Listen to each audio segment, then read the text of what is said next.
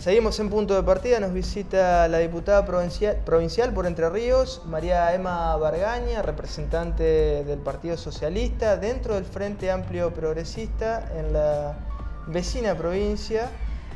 Muchísimas gracias por estos minutos, gracias, Emma. A vos, Luis. Queríamos charlar un poco sobre la situación fiscal de Entre Ríos, que es un tema que no es muy abordado habitualmente ni en los medios ni en la política en general, ¿no? Hay una imagen de Entre Ríos con una impronta muy importante en obra pública, lo cual es bastante cierto, se podrá discutir el origen de los fondos, pero no se discute mucho y no se habla mucho sobre la situación de las cuentas públicas de Entre Ríos. ¿Y qué tenés para decirnos en este sentido? Vos que hace mucho tiempo que estás... Eso lo pudimos ver cuando se aprobó el último presupuesto, que veníamos arrastrando una deuda de 8.000 millones de pesos aproximadamente, con distinto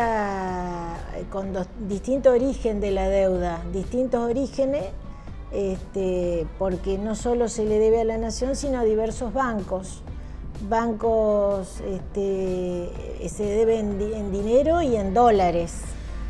Y bueno, ha llegado un punto actual en donde cada vez que se tienen que pagar sueldos, la provincia se encuentra en situación muy difícil para poder cubrir ese gasto ordinario, mensual, y hasta esta última oportunidad en que, como varias veces atrás, va emitiendo letras de tesorería para ir cubriendo un gasto ordinario de la provincia. O sea, sale al mercado a buscar financiamiento. Eso va incrementándose, además de varios créditos que tiene tomados, y además de varias deudas que tiene con la nación, todas respaldadas por la coparticipación como garantía. Claro, eso va mellando, digamos. Sí. Y eso hizo que se planteara desde el gobierno y se aprobó una reforma fiscal muy dura, que ha golpeado fuertemente al pequeño y mediano productor, el pequeño y mediano empresario, y al pequeño y mediano propietario de Entre Ríos, porque hay una carga fiscal muy fuerte que ha motivado lo que ha sido público hasta en estos últimos años, ¿no? Estas permanentes movidas y manifestaciones y cortes de ruta y demás, porque se está haciendo inviable la pequeña y mediana producción. Y toda esa recaudación pasa a ser dispuesta al presupuesto provincial y nunca alcanza. Claro. Nunca alcanza. A ver si entendemos estos números de los cuales hablaste. Sí. El año pasado, Entre Ríos, presupuesto 2014, hablamos... Eran 27.000 millones. El presupuesto anual. Hubo un exceso de gasto de 8.000 millones. Sí, ya venimos arrastrando una deuda de varios años. Claro. Cada vez más se grande. va acumulando. Sí, acumulada. Claro. Sí. El tema está en que el modelo de gestión, que es muy distinto del modelo Santa Fe, ¿no es cierto? El modelo de gestión es un modelo de un incremento muy fuerte del gasto público de manera discrecional, que no está orientado realmente a paliar o como política pública que pueda paliar las situaciones que está viviendo sobre todo el sector productivo de la ciudad y del campo.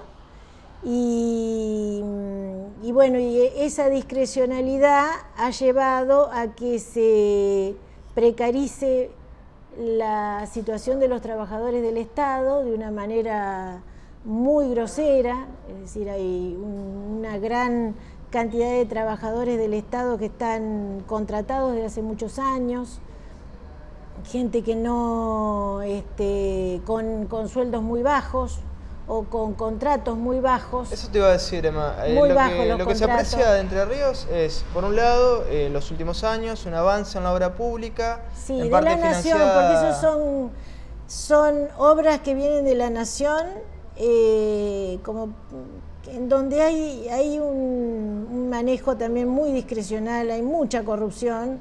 Yo te cuento, por ejemplo, la ruta que están haciendo de Paraná, la doble vía que están haciendo de Paraná a Concordia, estaba presupuestada, ya terminada, en 15.000 millones de pesos, ¿no es cierto? Llevan el 40% y llevan 18.000 millones de pesos gastados.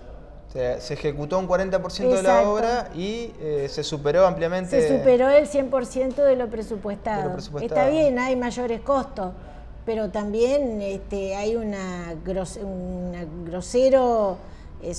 hay grosero sobreprecio y hay un manejo discrecional que lleva a que esa ruta valga como el oro después de terminada. Claro, ¿cuánto va a costar? 50.000 millones de pesos. Encima de que no es la ruta que necesitamos los entrerrianos, claro.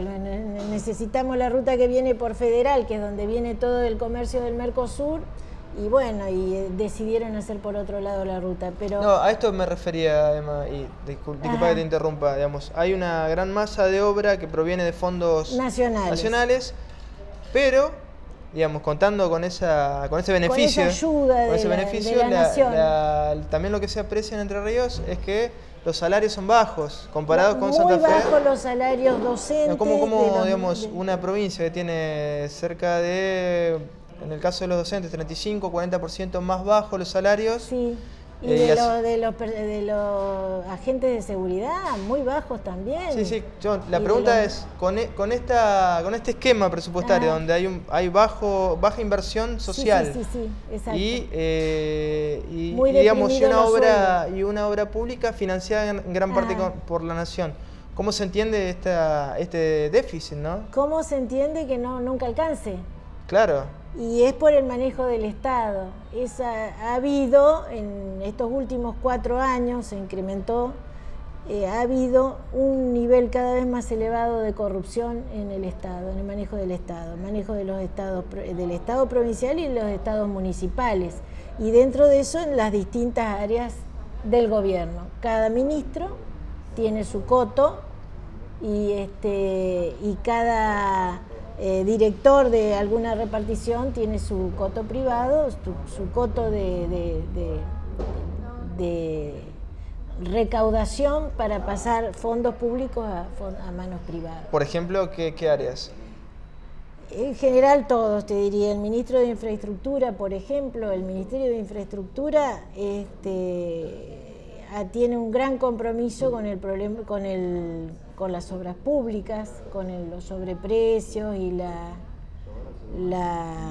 corrupción dentro de las contrataciones de obra pública, y el ministro de Cultura, que ha vivido durante estos 4 años en estado de excepción, es decir, que ha dictado cientos de decretos de contrataciones directas por vía de excepción, en un manejo que ha hecho con muy pocas empresas de publicidad, de todo lo que es la publicidad de los actos de gobierno, que ha llevado millones y millones de pesos a la provincia.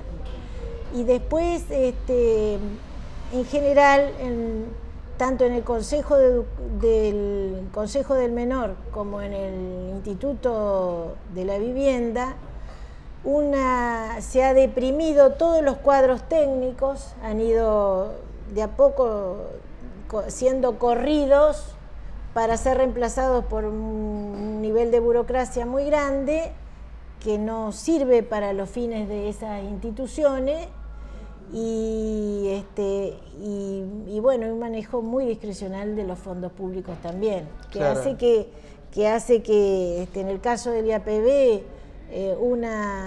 una casa del IAPB para la persona que la adquiere o para el Estado cueste 3 o 4 veces más de lo que cuesta una casita. Entonces, ¿Cómo sería? Una vivienda presupuestada dentro de del Instituto de la Vivienda, cual parte de los fondos vienen del Fonavi. Y otra parte vienen de las personas que pagan porque contratan la adquisición de las obras, la adquisición de las viviendas, de los planes de vivienda que ofrece el IAPB. Claro. Bueno. 3 o 4 veces más que lo que cuesta en el mercado. Que lo que cuestan. Ese dato es real porque parece. Ese dato es muy importante y lo tienen los quienes están hoy al frente del manejo del IAPB. Y lo pueden sacar quienes han contratado alguna casa, la compra de la adquisición de alguna casa, en donde una compra de una vivienda se ha producido un sobreprecio a raíz de que le han incorporado obras de urbanización, también por contratación directa y sin licitación, a las mismas empresas que están construyendo las casas, y que ha llevado a que se haga una reliquidación del precio del precio que tienen las viviendas para cubrir costos que no están controlados ni por los técnicos, ni por los contadores, ni por los profesionales que tiene el IAPB. ¿Se discuten estos temas en el ámbito legislativo, Emma, o es algo restringido, es propio únicamente de algunos legisladores? Digo, el ámbito legislativo como organismo de control. La preocupación por la situación de los organismos del Estado la tenemos varios políticos y legisladores, pero en este momento con una gran mayoría de oficialistas dentro de la legislatura, de las cámaras, vos imaginate que la Cámara de Senadores es monocolor y la Cámara de Diputados tiene muy pocos legisladores que no son oficialistas, es muy poco lo que se puede conversar de estos temas. Emma, te propongo hacer una breve pausa y vamos a charlar respecto a estos temas, precisamente sobre los controles en la gestión pública de Entre Ríos. Ya retornamos. Se cuenta que desde el origen de la humanidad fue la madre naturaleza la que nos cuidó, la que nos supo contener y albergar, y la que nos proveyó de nuestros alimentos.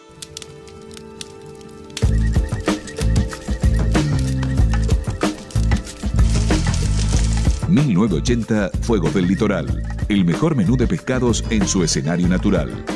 Sumemos acciones para una ciudad más preparada. Consejo Municipal de Santa Fe, el consejo de todos los santafesinos. El agua es parte de nuestra vida. Conservémosla. Hidroplast.